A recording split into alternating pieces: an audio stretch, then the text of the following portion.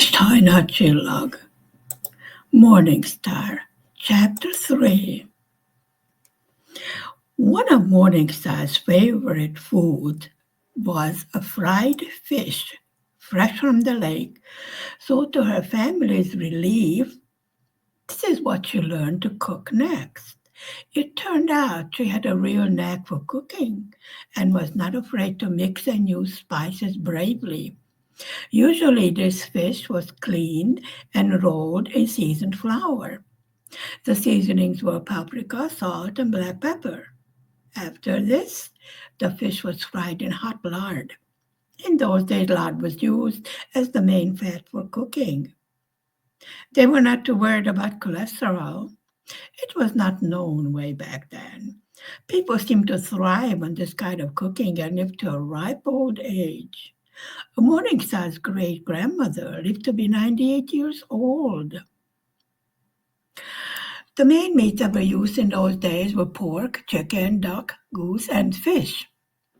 Very rarely could they find beef to cook from, and of course, no deep freezers existed then, and there was no refrigeration as yet. The meat was preserved by smoking, and for everyday cooking, it was bought fresh from the butcher shop. Oftentimes, when the parishioners butchered a hog or had extra chickens and ducks, they would bring some meat over to the family. By this time, Morningstar had another sister, 9 years younger than she was. Feeding three children on such low income was always a hard task for the family.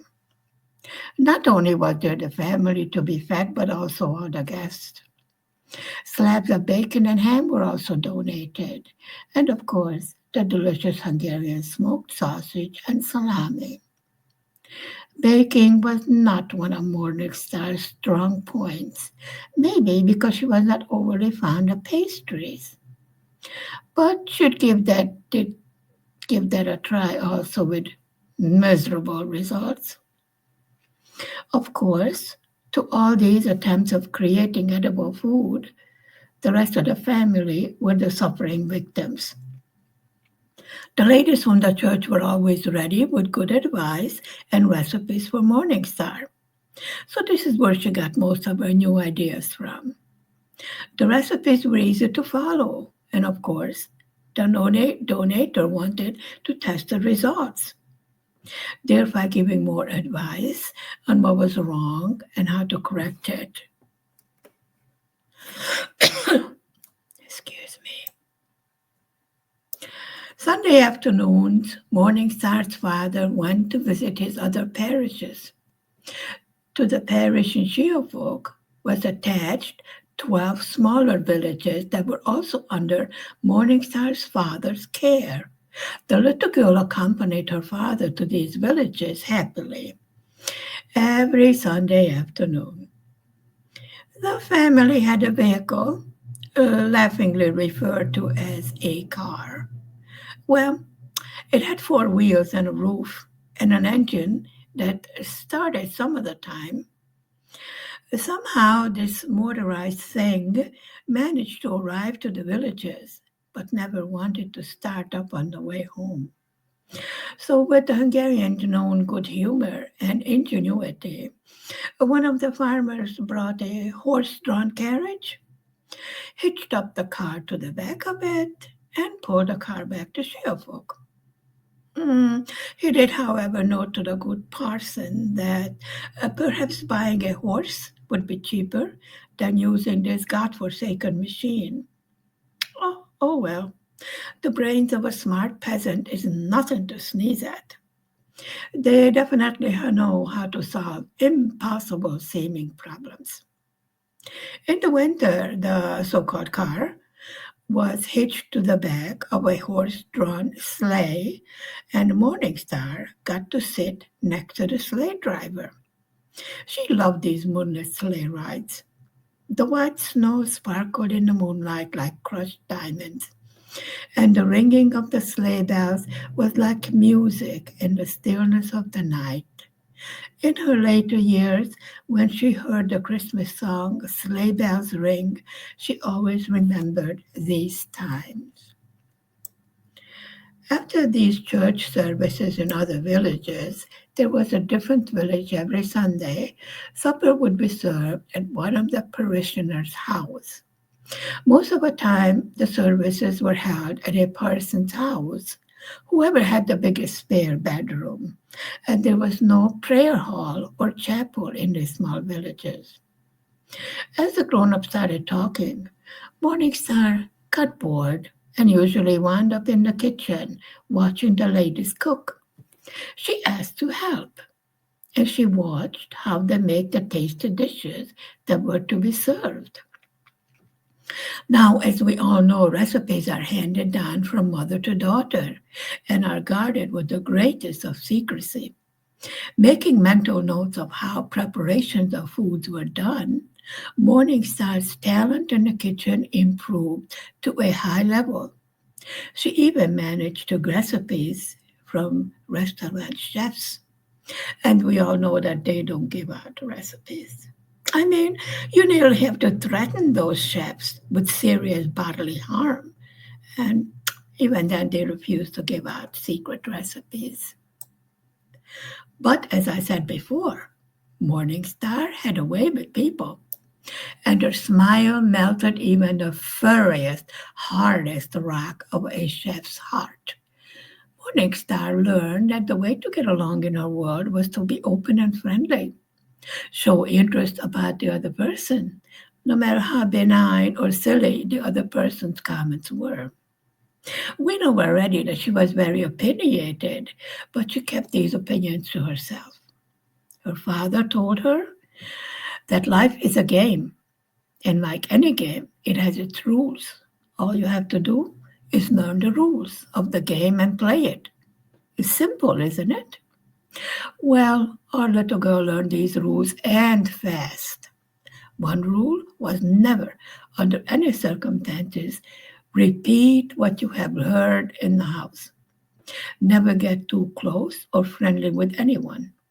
They are only getting information from you to use against your father. Even the teachers had little chit chats with pupils to get information from them about their family's activities, such as who came to visit them, what radio programs they listened to, what was preached in the sermon on Sundays. All of this information were compiled to be used against anyone daring to speak out against the communist system. Children who told on parents or relatives or friends were shown as an example of a good little communist and rewarded.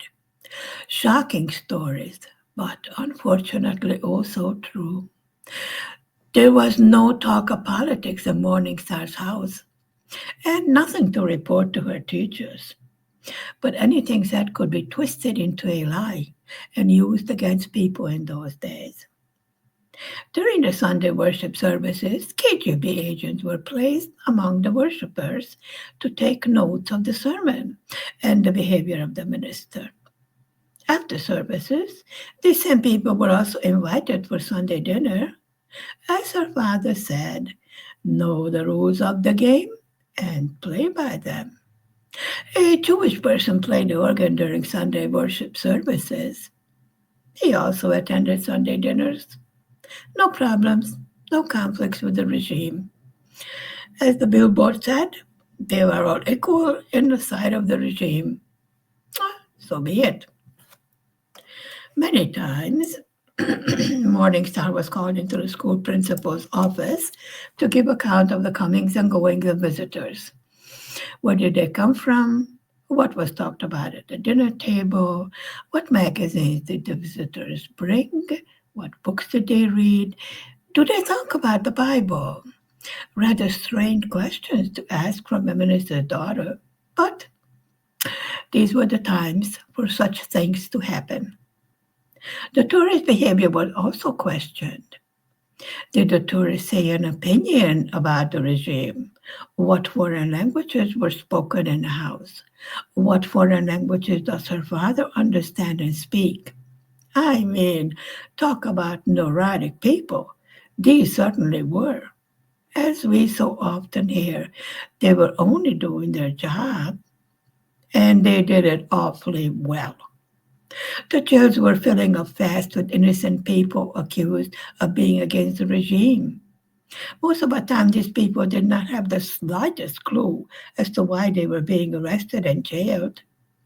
Mock trials were held, a slap in the face of justice and even common sense.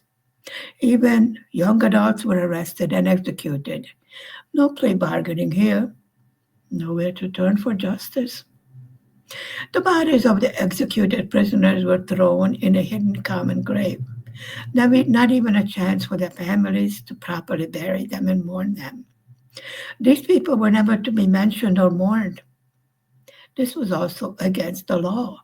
Outside of the weather and the usual, "Hi, how are you?" question, even the closest friends did not talk about anything anymore.